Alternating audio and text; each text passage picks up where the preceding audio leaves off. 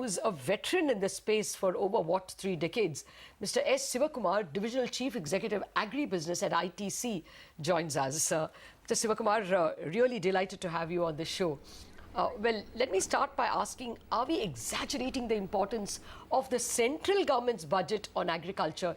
It is so much a state subject. The 14th Finance Commission transferred a further amount of central, agricultural subjects to the states. Are we just overstating the importance of the budget for the rural sector? No, I think Centre still has a couple of very important roles in the budget. One is we have heard very interesting programs over the last several months from the new government, be it in the form of crop insurance, be it in the form of irrigation, be it in the form of soil health cards. I think in partnership with state and the private sector, central government has to really translate these schemes onto the ground with sufficient fund allocation from the center. So I think that is one aspect. The second is, I think, a number of reforms in agriculture. Since there is no other bigger statement that happens, union budget is another forum in which the statements are made on reforms and some of the triggers happen from there.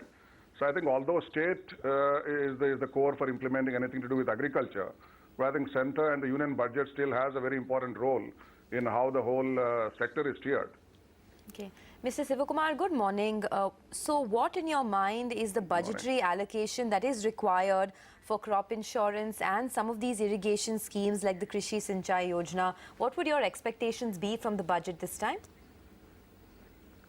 I think the milestones have been stated in terms of the coverage.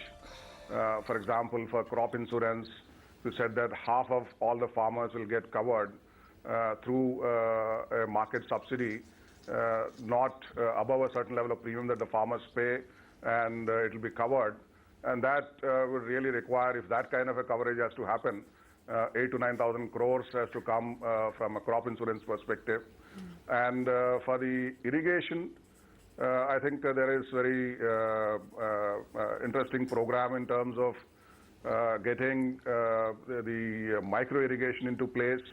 And some states have already moved ahead with the limited budget of 1,000 crores that was allotted last year. I think at least it has to go up fivefold to deal with the kind of weather issues that we have been having.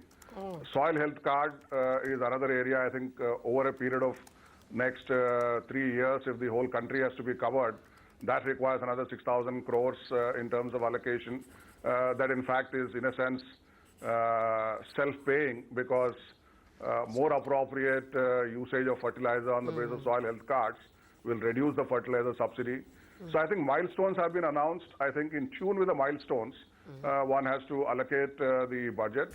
I think another very important aspect is, while doing these subsidies, the market should not get distorted. Insurance, I think, is designed very appropriately, that while government will fund the subsidy, the entire program implementation will not be done by the government. It will be handed over to private sector companies so that the market will also get created. The minute you make something universal in India, like this insurance scheme, suddenly you get the power of volume, and as a result, you can bring down the cost. I think anywhere where we are looking at central government support, the subsidies should eventually support the market creation rather than distorting the markets. I think so that will be the 2 points I would like to make in terms of what kind of funds in line with the milestones already announced, as well as market creation instead of market distorting while supporting whatever is required.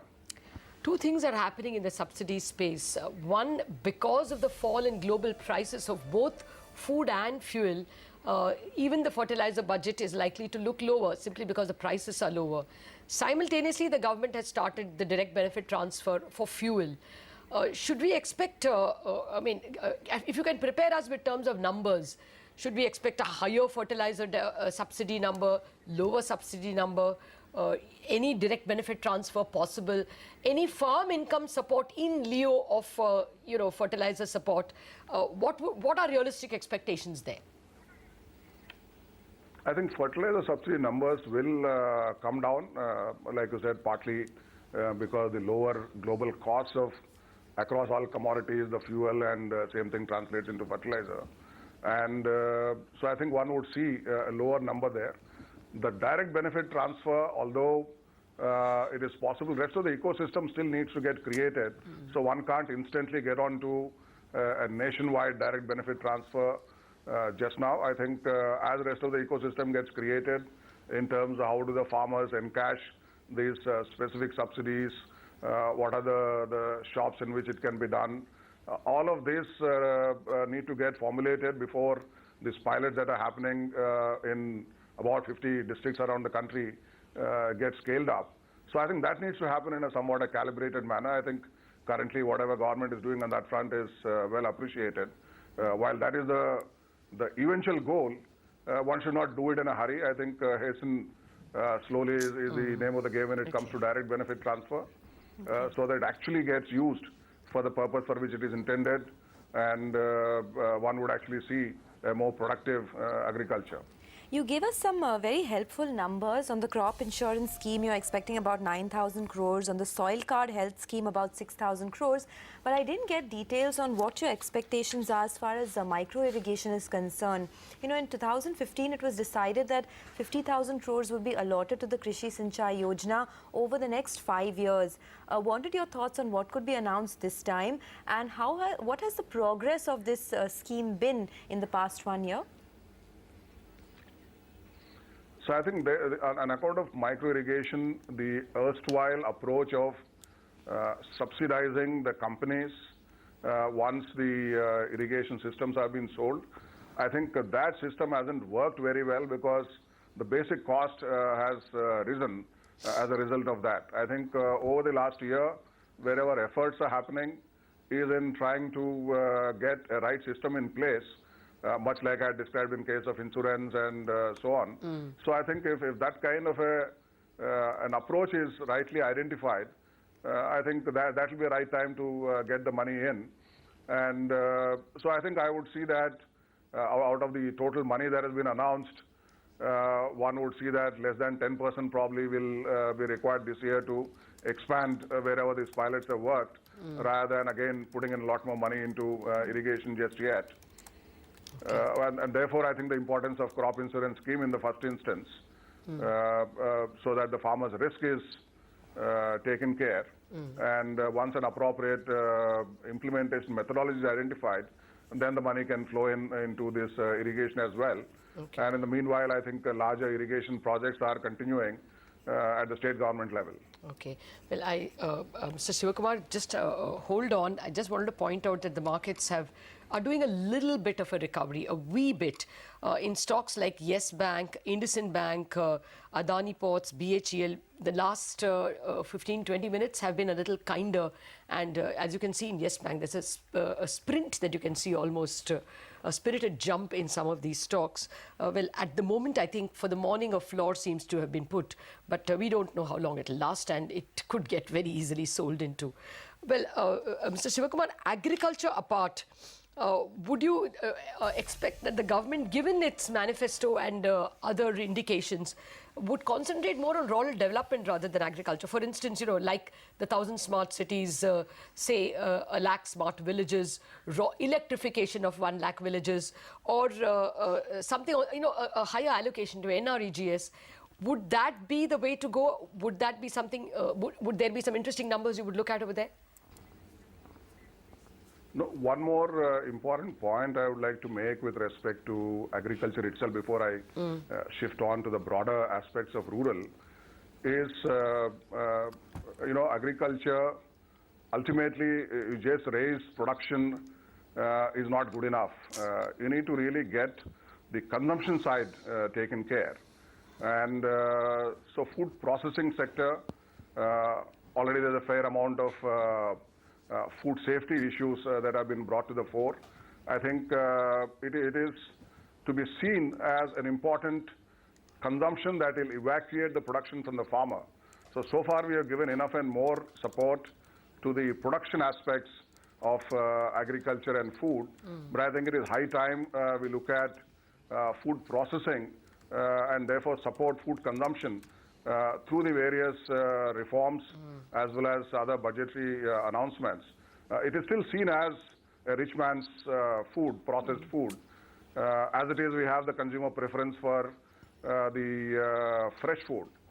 And so that's why you have issues in terms of farmers not even taking their produce to the market, vegetables like potato and onion at times of the year and throw them on the road. And suddenly 3 months later, you see huge spikes in these products. And until such time, the taxes on food processing are really brought down to an extremely moderate level. You see, if you add up tax on the various services that are along the way, the packaging and on the finished product itself, they'll be well over 20%.